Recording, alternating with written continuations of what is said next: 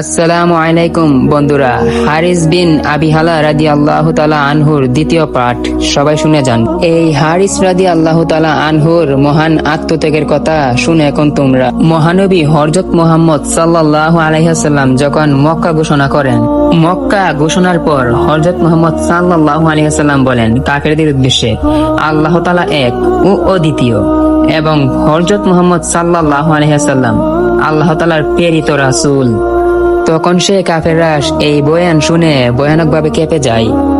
তাদের বাপদাদার আমলে মূর্তি পূজা ছেড়ে নাকি মুহাম্মদ বলে এক আল্লাহর ইবাদত করতে, এই যে কোনো মতেই বরদাস্ত করা যায় না।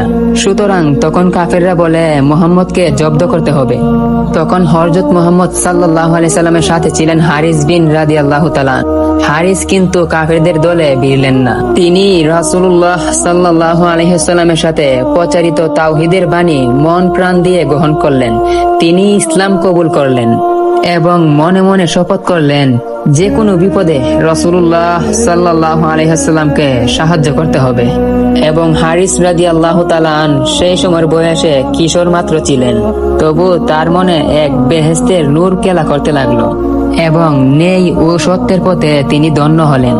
তখন নবী করিম সাল্লাল্লাহু আলাইহি ওয়াসাল্লাম নির্ভয়ে তাওহীদের বাণী প্রচার করতে চললেন।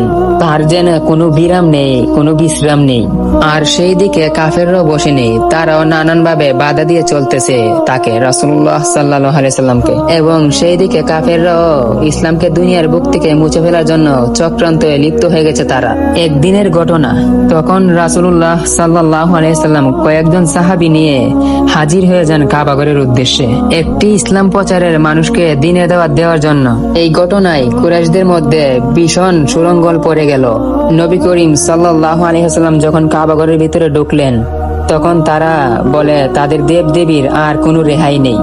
তখন কাফেররা বলেন মুহাম্মদ সবাইকে খতম করে ফেলবে। দুশমনরা সবাই হে হে হে করে ছুটে এলো এবং তাদের সাথে ইসলামের প্রধান দুশমন আবু লাহাব এলো। তারা কাবাঘরের চারদিক ঘিরে ফেললো। কাফেররা বলে মুহাম্মদকে আজকে হাতে পাওয়া গেছে, আজ আর তোর কোনো রেহাই নেই।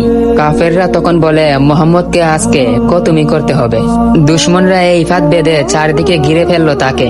তখন কিশোর হারিস আগেই কাবাঘরে ঢুকে পড়েছিলেন। তিনি রাসূলুল্লাহ সাল্লাল্লাহু আলাইহি সাল্লামের বিপদ দেখে তখন দৌড়ে এলেন তার কাছে। কাফেররা ইতিমধ্যে রাসূলুল্লাহ সাল্লাল্লাহু আলাইহি সাল্লামের উপর হামলা করার উদ্যত হয়েছে। কিশোর হারিস তখন নির্ভয়ে রাসূলুল্লাহ সাল্লাল্লাহু আলাইহি সাল্লামকে আগলে দাঁড়ালেন এবং তিনি কাফেরদের বাধা দিয়ে বললেন, তোমরা অন্যায় করছো। আল্লাহর ইবাদত বাদ দিয়ে তোমরা 360টি মূর্তি পূজা করছো। কারণ স্রষ্টা কোনো একজনই বেশি হতে পারে না, তাই তোমরা এক আল্লাহর ইবাদত করো এবং মূর্তি পূজার মতন নাফরমানি কাজ তোমরা ছেড়ে দাও। এবং হযরত নবী করিম সাল্লাল্লাহু আলাইহি সাল্লাম যে পবিত্র ইসলাম প্রচার করছে তা তোমরা কবুল করো। এবং হারিস রাদিয়াল্লাহু তাআলা তারপর মার মুখী দুশমনদের লক্ষ্য করে তিনি বললেন, খবরদার, আমার জীবন থাকতে হযরত মুহাম্মদ সাল্লাল্লাহু আলাইহি সাল্লামকে তোমরা কিছুই করতে পারবে না। তরুণ হারিসের কথা শুনে আবু লাহাব ও তার দলবল বুঝে ফেললেন হারিস মুসলমান হয়ে গেছে। তারা আরো কেঁপে যায়। এবার তাদের রাগ পড়েন গিয়ে সত্যির অনুসারী তরুণ মুজাহিদ হারিসের উপর। তারা এখনই হামলা করে বসেন হারিসের উপর। হারিসও বই পাবার পাত্র নন। তিনি বিপুল বিপ্লবে লড়াই করতে থাকেন দুশমনদের সাথে, কিন্তু তিনি একা আর দুশমনরা অসংখ্য অনেক। তাদের সাথে এটে ওঠা তাই তার পক্ষে সম্ভব হলো না।